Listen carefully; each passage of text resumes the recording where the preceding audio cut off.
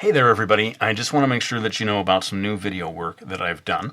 I've really put my all into this stuff, doing drawing challenges that are different from anything I've ever attempted before.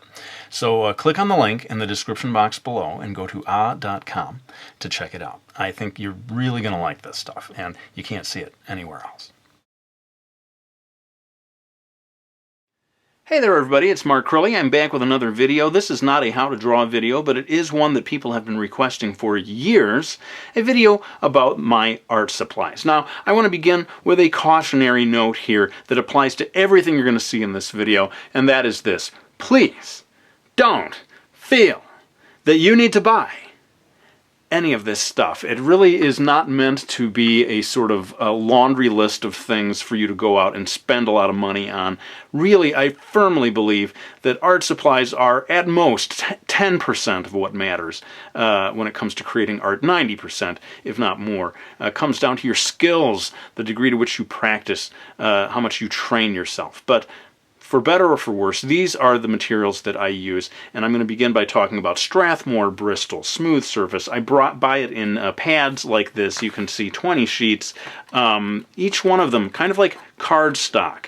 And I'm going to pull out here just to show you the material being used. This is a page of Brody's Ghost ink work. It's very sturdy, you know, it holds up to a lot of wear and tear. Also, because the surface is smooth, you can get quite detailed, and the ink line will not break up due to like excessive texture on the page. I also use it for creating these YouTube videos, and here you see the page that I used for creating this one video about the full color realistic eye. Notice that there's a little bit of wrinkling here. I wanted to show you that even a thick piece of cardstock paper, if you put watercolor on it, as I do for some of these videos, will buckle a little bit. So there are limitations to how far you can go. But that's it for my thing on paper. Let's go ahead and move on to pencils. So here we have the Dixon Ticonderoga. This is my pencil of choice for getting down the basic guidelines and doing much of the final shading. Of course, this video won't be complete without the black Prismacolor pencil. This is really just a simple colored pencil. Any art supply store sells, I'm sure, a quality set of colored pencils. Doesn't have to be Prismacolor. Could be really any number of companies that make pencils that are similar to this. The reason I use it is I want to go to jet black sometimes. Here we have my old wolf illustration. All of the gray shading you see is done with the Dixon Ticonderoga, but those little jet black areas that really sort of finish off the illustration, they are done with this black colored pencil. Again, this is just my stuff, works for me, not saying that you should run out and get them yourself. As for sharpening, I just use a sort of portable pencil sharpener like this. You know, the reason I like it is I can take it from one place to another. I'm not held down by the old electric pencil sharpener. But let's go ahead and move on to talking about pens. Here we have the Pigma Micron pens that I use, the 03 for fine lines, the 08 for thicker lines, just my preference. And these pens, they're not cheap, but they are good quality pens for laying down a line that is permanent and precise and will not be damaged by water. I'm going to refocus the camera to show you a pen and ink illustration. Here is the original art from Brody's Ghost Book 1, eventually became this page in the published book. And this shows you the actual size, again, on one of those sheets of Strathmore paper. And the 08 here did these really thick outlines that you see of Talia the ghost, of her body. And then the 03 would be for these finer details, the sort of texture on the buildings and so forth. They, of course, make even finer lines, 02, 01. If you're making a super intensely detailed drawing, you, of course, can go for those. But I find that for me, the 03 gets it about as thin as I need it to be. Let's move on to erasers, because I forgot to talk about that. Okay, so here we have a, again, Prismacolor. Boy, that company, they better appreciate me. That's all I gotta say. Needed eraser. When you buy them in an art store, they look like this. They are not very expensive, I'm happy to report. When you use them for a while, they begin to look like this. And I've got a panel here from Brody's Ghost, Book 5. just happen to still have preparatory line work here, so I thought I would show you the old kneaded eraser in action as I clean this illustration up. The main benefit, two of them I guess, would be, first of all, it covers a very large area all at once, and it doesn't leave a whole bunch of sort of pink dust behind the way a traditional eraser will. But I do use that old pink tip of the pencil eraser for situations where I need a precise erasing tool. This is not precise at all. You can try to pinch it into some sort of smaller thing when you need to get into it, but I just at that point will switch to this other pencil. Anyway, this basically shows you how it works. Not that much to it. So thrilling. A video of Mark Crilley erasing pencil lines. Alert the press. Anyway, there's my little pitch for kneaded erasers. If you haven't used them before, give them a try. Okay, watercolors. I buy my watercolors at art supply stores in these tubes. This is a Grumbacher brand and Winsor Newton. I think Winsor Newton is maybe higher quality, more expensive. Of course, I've got piles of Grumbacher because they are less expensive and I'm a cheapo. Here we have the brushes that I use. I tend to use basically two different size brushes. This Winsor Newton one here is a number 6 apparently. That's a good big one for covering large areas. Want to get a little more precise. Happens to be a Grumbacher this time, number 1. Is the size of that brush, and I'm going to show you now. I'm going to sort of shift to show you something that I don't think I've ever shown before in any of my videos related to watercolor.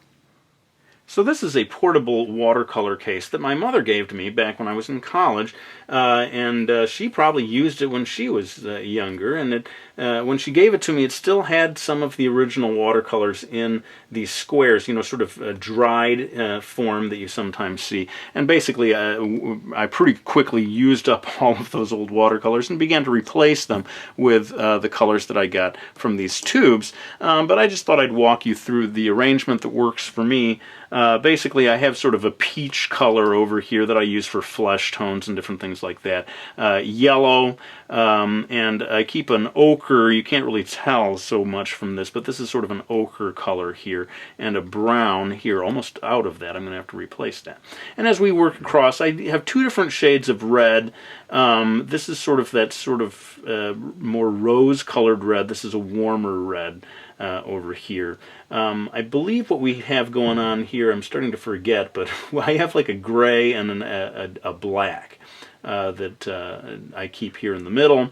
And then I have two shades of blue, sort of more of a sky blue here, and ultramarine, slightly more purplish blue. Down here I keep an actual purple of some kind, and then a single green, which now that I think about it is kind of unusual. I'm surprised actually that I don't dedicate two of them to green, because there are such wide varieties of greens. But whatever, I settled into my routine of arranging them this way, and I would encourage you, of course, to find your own method. But that just sort of reveals where all these watercolor colors are coming from when you see me do, for example, an illustration like this. Let me pull back so that we can see the full page. So here you see this page as it actually was. You know, I did this video on painting this background, but down here you see all of the splotches that I was using to sort of work out, test out colors before I apply them to the page. And this is something I do a lot.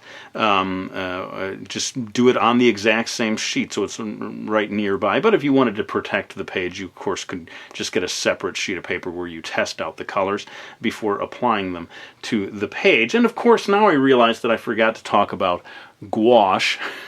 I'll zoom in later on to let you have a closer look at this. Happens to be Winsor & Newton designer gouache, an opaque white paint that I use for achieving effects such as the old eye illustration that I showed you earlier. These white highlights that you see right here were all done by way of this white designer gouache. So let's go ahead and zoom in again to sort of show you the packaging there. All right, so here you can have a little closer look at it, this designer's gouache. For adding the white highlights, of course, I used it in this. Brace yourselves. Whoa! It's the Crilley eyes staring into your soul. But of course, these little highlights in the eyes were all achieved by way of that white gouache. Let's talk about colored pencils.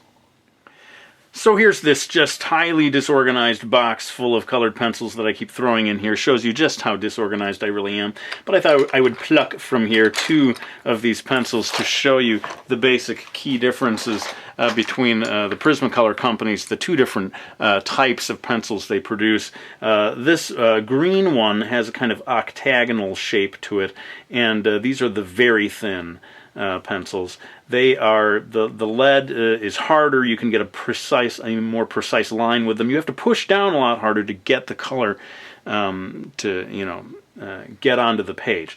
Conversely, this standard Prismacolor pencil, of which the black Prismacolor is one of them, is a softer lead, much easier to get the color onto the paper, but the trade-off is a little less precise. And of course the lead will get dull quite quickly. So I buy both and I use them for different things. Let me show you a recent project that involved the very thin pencils and really relied quite heavily on them. So here's this realism challenge that I completed recently of a Coca-Cola bottle. If you're saying to yourself, hey, I don't remember you uploading this video, it's because it's not being hosted on my channel. It's actually on the official Coca-Cola website, ah.com. You probably saw a little bit of hype for that at the beginning of this video, and there's a link in the info box. If that link is not working for you, as I hear some people are having trouble for it, I'm going to put an annotation link right here. Switch on your annotations if you don't have them on, if you want to check out the video in which you see me do this realism challenge. But this illustration was done almost entirely with very thin Prismacolor colored pencils. The one thing that is a little different, the white gouache came in to do these highlights, and also a little bit of pastel I believe I used for creating these shadows. Speaking of pastels, let's talk a little bit about them right now. Alright, so this is a set of pastels from a company called SMI. Student grade pastels, they tell me, which of course means less expensive. I always love less expensive. You have 64 different colors to choose from, of course considerably less than that now because I have been plowing through them, and some of them I use more than others, and pretty soon they disintegrate through overuse. But I'll go ahead and maybe manually zoom in here. You get a little closer look at the set. And basically, my use of pastels comes down to getting smoky effects. So let me go ahead and switch and show you a recent illustration that made ample use of pastels. Yes, it's the ever-popular dude who's too cool to turn around and look at explosions as he walks away. And most of these smoky effects were achieved, especially the black area back here, by way of those pastels. Very imprecise, very hard to control exactly where the color goes with pastels. That's why I don't use them that much, but they are perfect for when you want, as I said, these sort of smoky, foggy effects, which are really a lot easier to produce by way of pastel than I think pretty much any of these other materials. Let me think and see if there are any other things that I haven't covered, and pretty soon we'll probably be ready to wrap this video up. Okay, markers. Now, those of you who have been watching my videos for a while, you know I'm not a big marker guy when it comes to adding color to my illustrations. These days, I think the big brand people love the most is Copic. Me, I'm a little partial to these touch markers for the simple reason that the company sent me a batch of them for free, which is more than I can say for a lot of these other companies that I've been advertising more or less for free over the years in these videos. But hey, they make good products, and so sure, I'll mention them here and there over the years. I had trouble even coming up with a sample illustration until I thought of these. Get ready for a blast from the past, people. Yes, the 100 ways to draw manga eyes. Remember that video? that was a big breakthrough video for me. And all of the gray that you see in these illustrations was added by way of marker for the most part. I think I touched it up with a little bit of pencil on some of them. But that basically is going to wrap things up for this video. I really do hope you enjoyed watching it. Of course, I want to thank anyone who has supported me. Let's go ahead and bring out the books. We got Miki Falls, we got Brody's Ghost, and we got Mastering Manga. Multiple foreign editions available now. I'm going to make a special video, but I'll just mention for now German edition, French edition, Chinese editions, and a Polish edition I'm aware of, and Spanish one in the works, I'm told. But let's go ahead and wrap this video up. I really want to thank you for watching it. I hope you found it useful, and I'll be back with another one real soon.